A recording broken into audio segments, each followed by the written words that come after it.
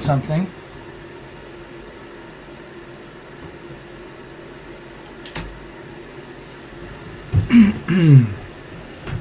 And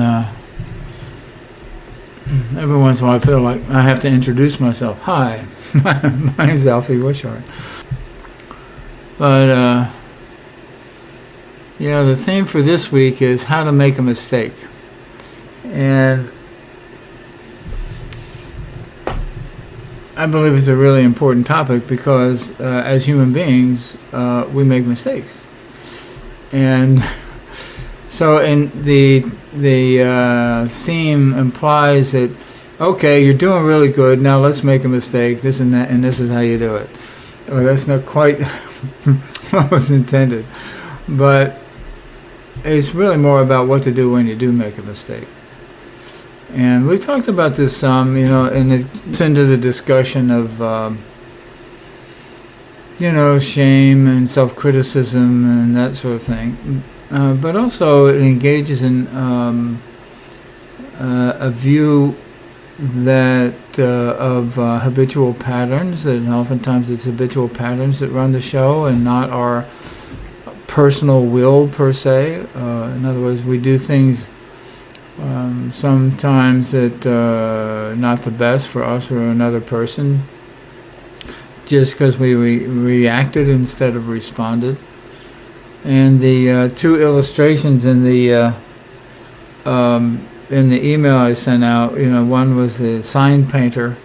I don't know if everybody saw that, but he's painting a sign it's a mindfulness school, right? And so he's painting the sign and didn't leave enough room, so he couldn't get the whole word in.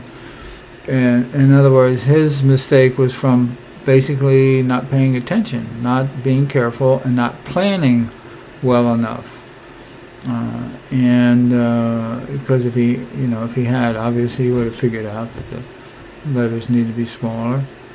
And then I don't know if everyone's had a chance to watch the clip of Charlie Chaplin, but it's a perfect illustration of doing the same thing over and over and over again without expecting different results. And I'm just in general astounded by him. And when I go back and take a look at some of the things, some of his films and some of the things that he's done, and he's just, I'd be hard pressed to fall down a short flight of stairs even once, He's really good at it. So apparently he learned how to do that. But that's another way in which we can make a mistake. Something works out, and from the presence of shame, criticize ourselves, and we don't step back and take perspective and go, well, okay, well, how did that happen? Why did they do that? What's that about? And so we become, if all we do is do a shame response to it, we don't really learn from it at all. And so we're more apt to repeat the same thing over and over and over again. And so when making a mistake, if we take account to never make that same mistake again, then we have a little bit of work to do. And this is where mindfulness comes in, and this is where oftentimes people will go right to a compassion exercise or a self-compassion exercise, something like that. But a compassion exercise. And probably the best thing is to go first to a mindfulness exercise. Do some mindfulness meditation. And because one, that helps us with being acutely aware of why we responded and acted the way we did. So we'll get the details. And second, we get the details because we're, if we can, holding it in a field of equanimity. In other words, if we don't do that, then oftentimes, I did this, and we kind of flinch from the realization of our own errors. And when we do that, we don't quite get fully aware of what the process was that caused the problem. So it's important to be able to sit back, take perspective, and be able to look at it without judgment first. That gives us the greatest leeway to be able to see what was going on, why we did it, and what the solution might be. So when we do that, we grow. As I've said before, that we don't, there are some things in life that I think are really important to understand, that they're just not, that they're just the realities. One is we all make mistakes, large and small. And two is we have our choice. We only have two choices in responding: shame-based responding and guilt-based responding. As I've talked about before, guilt-based responding is where we realize we have offended our own conscience. And we've done so by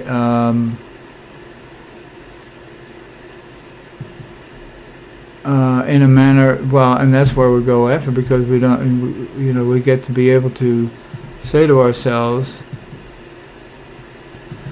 so that when we do that, when something happens and we take stock of it, the first thing is to get clear about what happened. And when we do so, we begin to calm down, and there's less self-blame attached to it.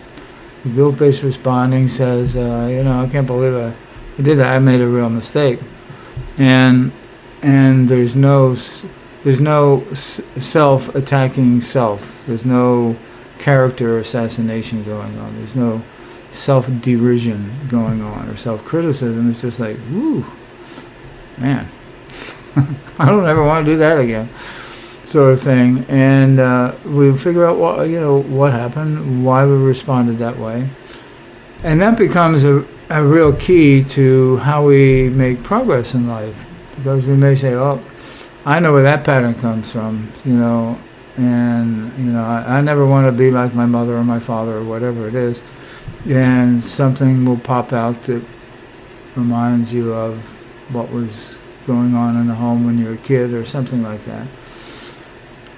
Or we may stumble across a resentment that we had not seen in a while, but we responded with anger when it wasn't all that warranted, or we overreacted. And so then we take a look at that. What was I resentful of? Or there may be fear there, may be an insecurity from of income, or fear of loss of something. And this is the trickier one. A lot of times I've seen both friends and clients in this situation, is that they'll respond automatically in the situation, and it won't turn out well. But I can see it's from grief. They're in a grief state, mild or moderate, and they responded in a way that reflects the needs that come up when we're in a state of grief. And the other is trauma, because sometimes when we react, it could be a trauma response, meaning we're in a difficult situation as kids, or whatever the situation is. But those are like landmines, and sometimes things happen in life to trigger those things, and we react in a manner that we're really reacting to what happened in the past, and this person out here is just a figurehead of that. So we can learn a lot about ourselves when we make a mistake. And so also, if we become introspective in this process, like I was just describing, we can learn a lot about what's going on. Sometimes things are going on and we don't realize it. Something is sort of bothering our subconscious, and we don't really, are not conscious of what it is.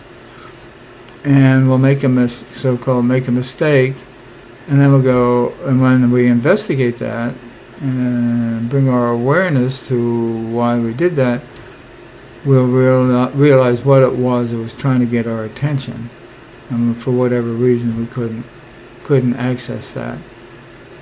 So the process of making a mistake is actually a great opportunity. I mean, I think of a mistake now is that something will happen that that fits very neatly into a blind spot that we have, a vulnerability, or a way of thinking or way of looking at the world that is inaccurate.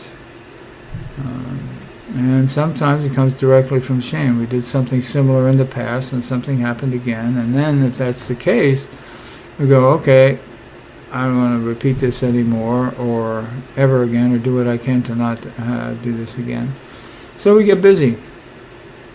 Maybe we need to do some de-shaming, like pest control, and but there's that introspection, the self-awareness that's the key. We start there, because oftentimes if we don't do that, and all we do is apply a general response of a self-compassion exercise, then we're just sort of missing the opportunity to find out why it was we did that. Because in a very real sense, the way I look at it is when we pause and take the time and make the effort to become aware of what it was we did, why it was we did that, and where that came from, and what that pattern is about, that's really an act of compassion for ourselves. It's sort of like walking around all the time with a stone in your shoe. It's a compassionate thing. You say, oh, why does my foot hurt? Oh, that was a stone in my shoe. and we take care of it. So I talk a lot, and I really like making reference to how inextricably linked mindfulness meditation and compassion are linked. And this is one of those instances. So for our own health and well-being and the well-being of those around us, when we do make a mistake or hurt somebody's feelings or shortchange ourselves or something, it's an act of compassion to pause and say, what? How did that happen? What's going on? And when we do that, that's really an act of compassion toward ourselves, and we follow that trail. So it takes the melodrama out of it, because we know it's inevitable, and hopefully our errors or mistakes or whatever, our blind spots, have gotten fewer and far between and less pervasive, so that when we do make a mistake, it's nothing as egregious as what it has been in the past. And this is one of the things that always impressed me with people in recovery, is that because without exception, people who are in recovery have a checkered past, to put it mildly. And I first heard of, when I first became working with people in recovery, I was really baffled by how could somebody who's done so many terrible things ever be free of them. I mean, they're going to. In my mind, they're going to carry that around for the rest of their lives. But they can't really function the way they want to function carrying this stuff around. Because shame says, no, you did this and you didn't this, that means you're like this. That's the logic of shame. So what I found out was through through 12-step programs, they're designed not consciously designed, because when Alcoholics Anonymous was being formed, there weren't any steps. They had a couple clues from a different program called the Oxford Group, but they didn't really have the steps until 4.5 years later. So they knew that resentments and shame, although they didn't call it that, would prevent somebody from getting sober and staying sober. Because if they don't, then they go back into I did this, and I'm such a terrible, and I behaved like a terrible being. I am a terrible terrible being and I'll never be worth anything, and then they go drink. And that's all shame responding. And the guilt-based responding is, no, I really screwed up. And that's why making amends is such a large part of the 12 steps. And also the 10th step is doing a daily inventory. And when somebody does mess up, they immediately or to immediately take care of it as soon as possible, because they found that unless an alcoholic in recovery, their conscience is clear, they're more likely to drink again or whatever they do. And so when we do make a mistake, it's a real good opportunity to take a look at what's going on and what's in the way. Where did that so-called error come from? Why did I respond that way? And take a look at what's going on, because I've talked about this a little bit, but in the beginning, when learning all these exercises, learning about compassion and self-compassion and mindfulness, and that it's more or less prescriptive. Meaning, coming home from a long, hard day at work and wanting to sit and meditate for a little while. That means, it's like going to the pharmacy and getting, a Tylenol or something for a headache. And that's fine. Because somebody keeps doing that, they'll figure out that they feel better overall if they meditate on a regular basis. And so once they start doing that, then they begin to develop a foundation. A mindfulness foundation. Once they start doing that, then they're ready to really utilize they're much more ready to utilize the what compassion exercises have to offer. And I say that prescriptive because it's just our mindset these days. We're in an era where somehow labeling things, we think we understand them. Well, the word cancer has been used a lot, it's around a lot, but we don't really understand it in the conventional sense. We don't really understand it any better than we did 100 years ago. Why does it happen? Well, I don't know. What do you want to do about it? I don't know, cut out the tumor. So the whole thing about diagnosing what's going on, so to speak, taking account of what's going on inside of us, we get the notion that there is something wrong and I have to fix it, which is prescriptive, self-diagnostic, and it's inaccurate because there's nothing wrong. It just means there's a habitual pattern.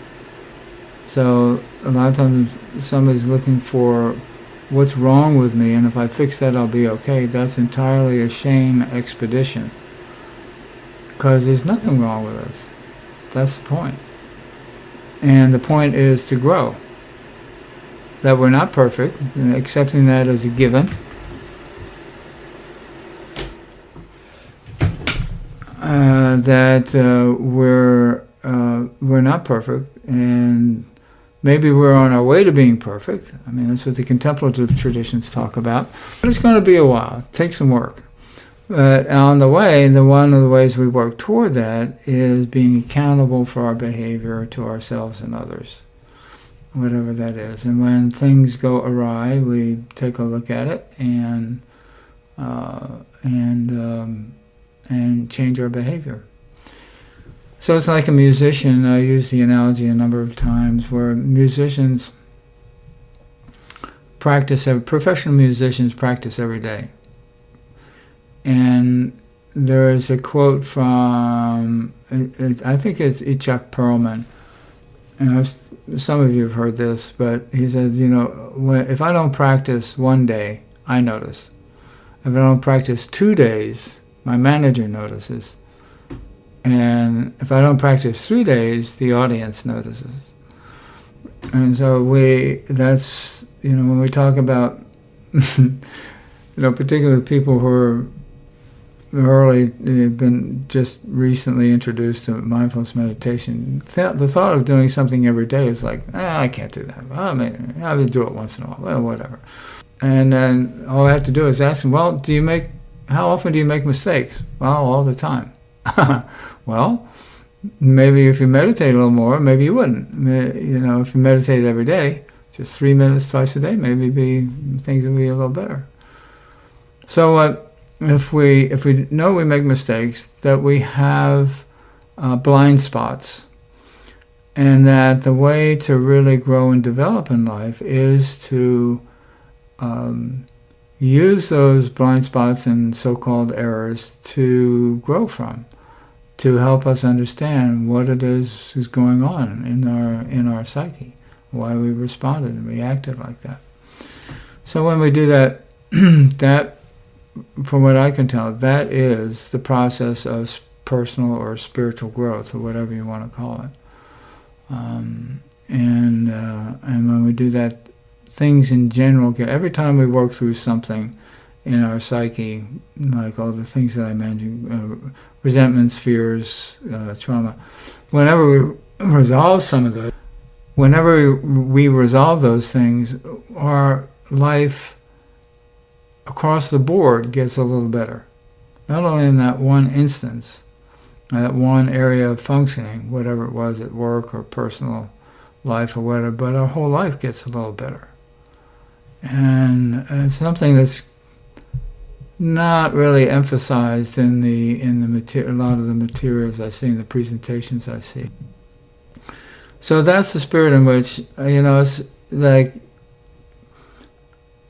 that I hope to induce a little levity in the process, because we all make mistakes, and the idea is to capitalize on them. And or if something comes up that we hadn't thought of in a while, something from childhood or a work situation a long time ago, and we start feeling icky about it, that's a blind spot. And so then what do we do with a blind spot? We bring light to it, and the light of meditation, light of awareness. And when we do that, we learn and grow. And the other thing, I guess the last thing I'll say about it is, it sounds like a really formidable job, and it is. However, if we do it consistently, we get used to it. So that when things do happen, no matter how egregious our mistake may be, we just go, oh, it's just another mistake, and take care of it. In that way, life in general gets a lot easier, and we get to really grow. And this is the most important part: when we learn these things, we can pass them on to others. If we have kids or family members, when we learn something about how something works in our psyche and such, and our kids and grandkids and friends and stuff can benefit from that. I've seen this happen a lot of times, and this is strange. When I was working in the herb store years ago in the 70s, and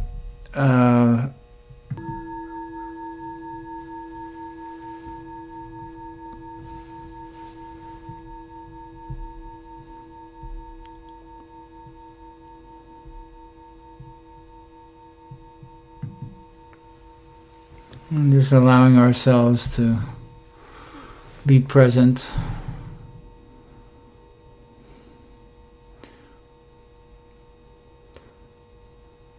And this whole process is more about allowing than doing. So allowing ourselves just to be here and be present.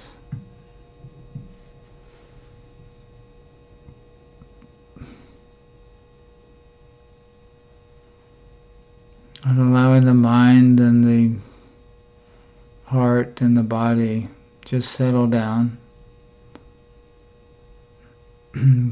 Putting everything in neutral gear if we can.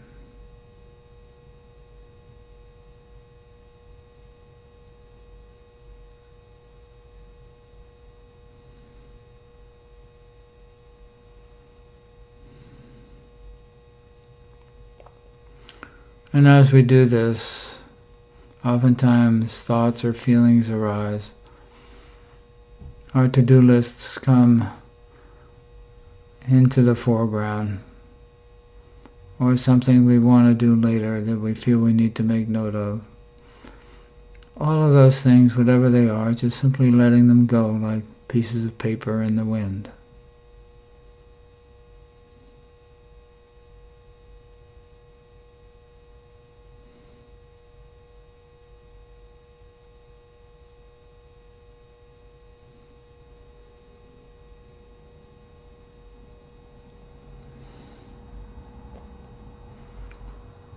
And sinking into our innate awareness.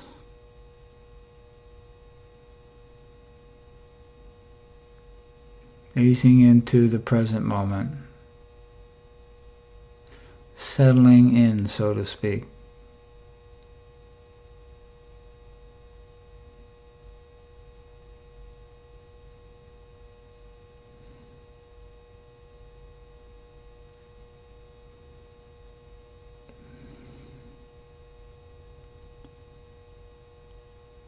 Allowing us to be, in this process, a little more accepting of ourselves.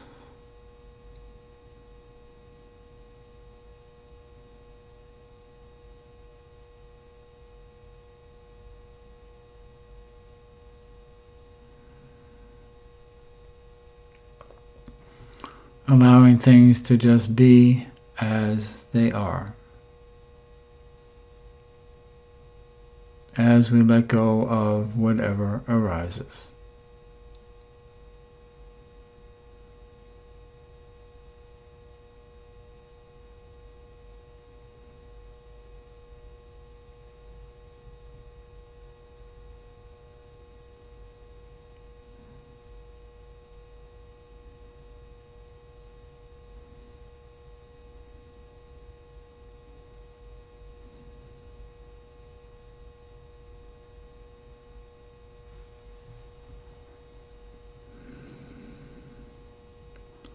And noticing if there's any tension, and if so, allowing that to just drain away.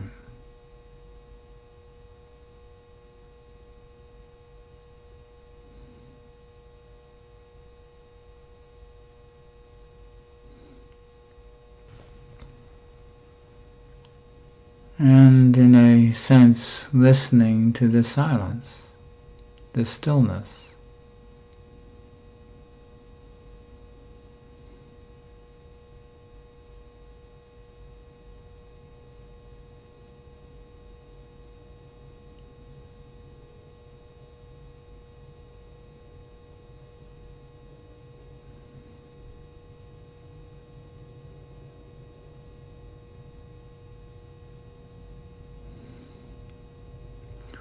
As we continue to settle into this state called just being.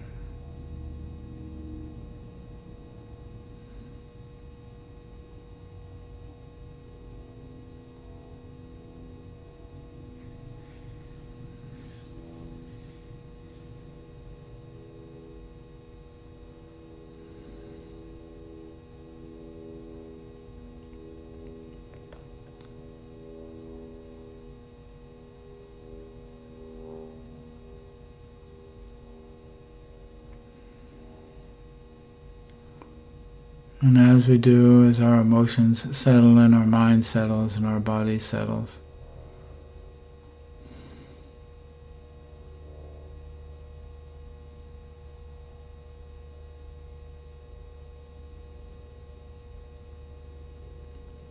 bringing to mind an incident, new or old, which bothered the conscience. Or we saw in some way how we maybe harmed or misled somebody, or ourselves or someone else. In an order of about 4 on a scale of 1 and 10. As usual, just enough to bring up the emotions, but not enough to be overwhelmed by them.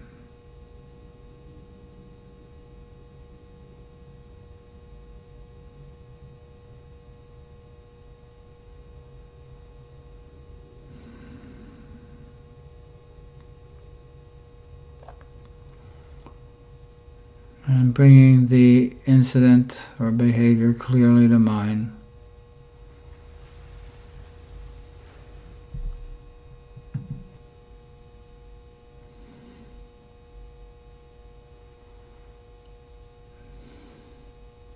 And inviting it into your awareness.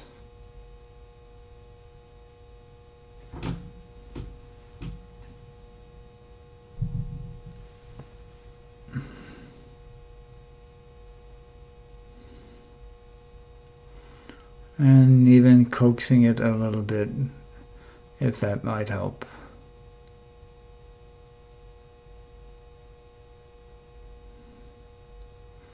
Establishing a field of safety.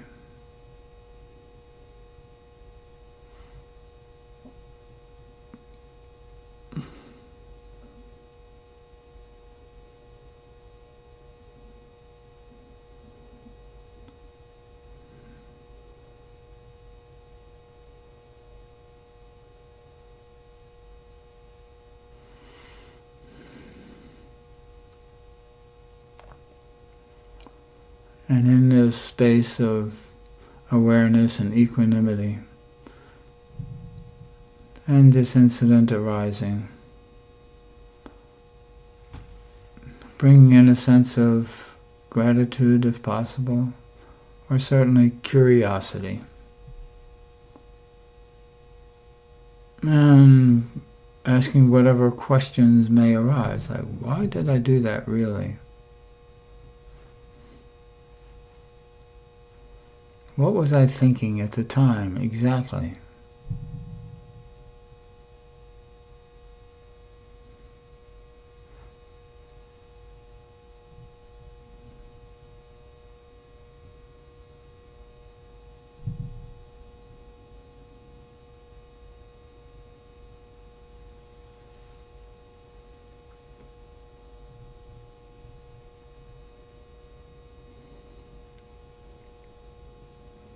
And be willing to bring whatever it is into the field of awareness.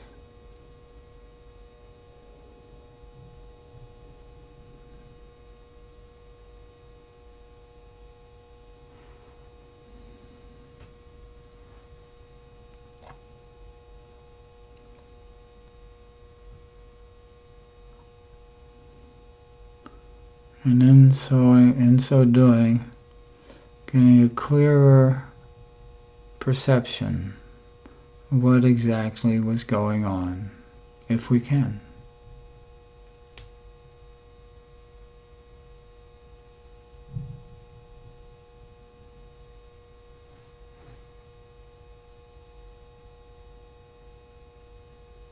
If there's resistance, it's being patient and receptive. Sometimes just holding it in awareness can be enough.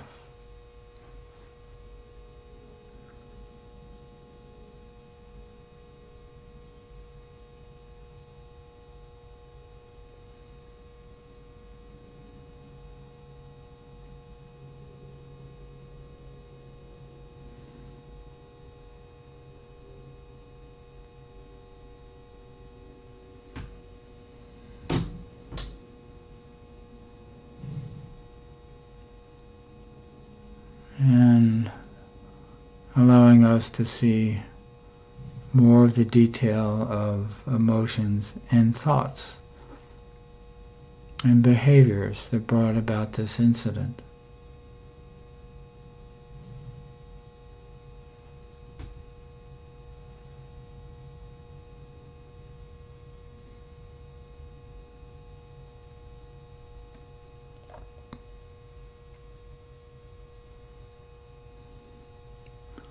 And if we notice a habitual pattern of some sort, asking ourselves, why did I do that? That's a good question. And where does this come from? How did I learn this?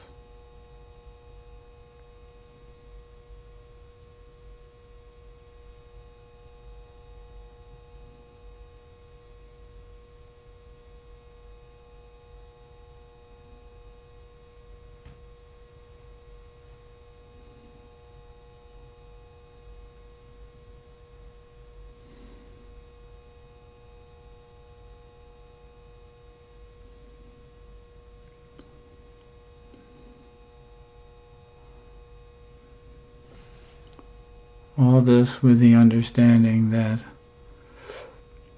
as we do this, we bring about its resolution.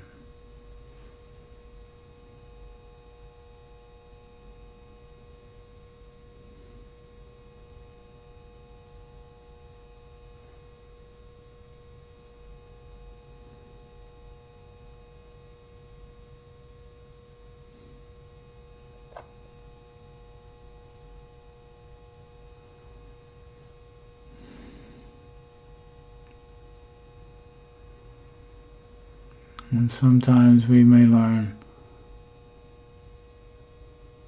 more as we welcome this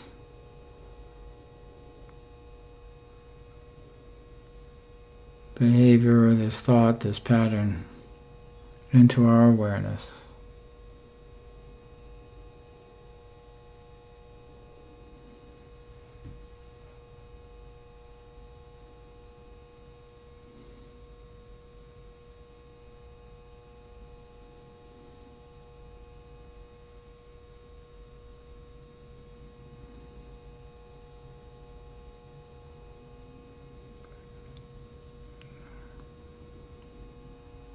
And asking if there's anything else that needs to be known or can be known about this situation.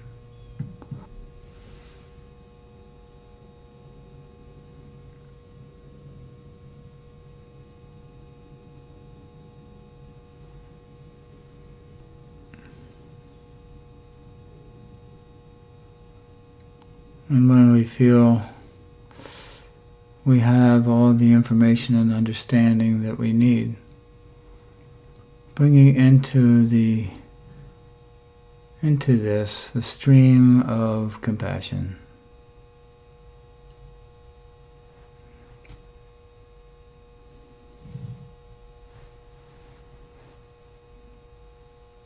And it may be just a feeling, the compassion, or a light, or however you visualize it, or however it appears. And holding ourselves, surrounding ourselves in this compassion.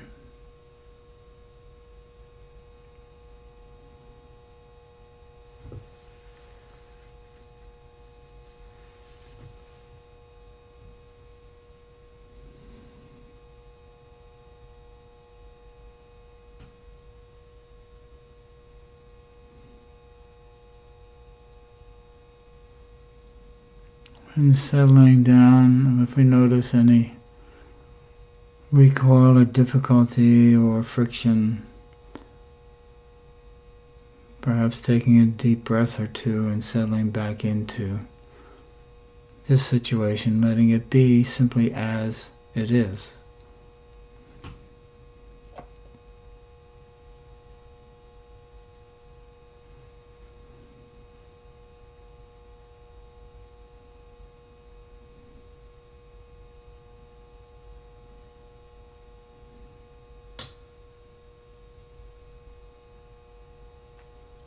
Knowing that perhaps this is a situation will take a while to completely work through. Or it may be something that can be resolved in a moment.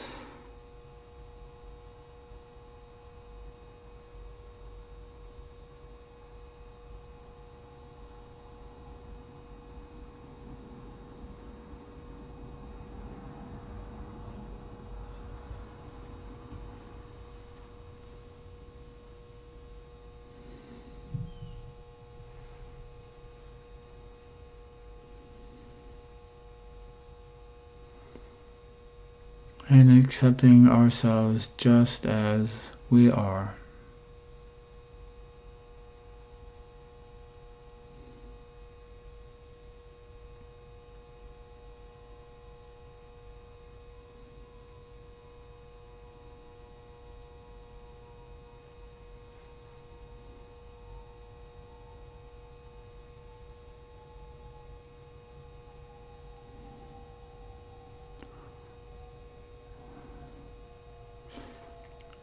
And as the exercise draws to a close, absorbing the experience into the body, like water being absorbed by a sponge.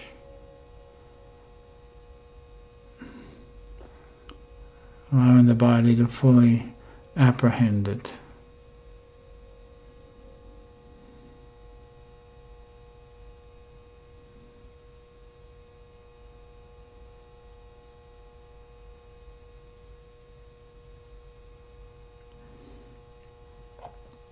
So that when the bell rings, you can bring this with you as you go about your day.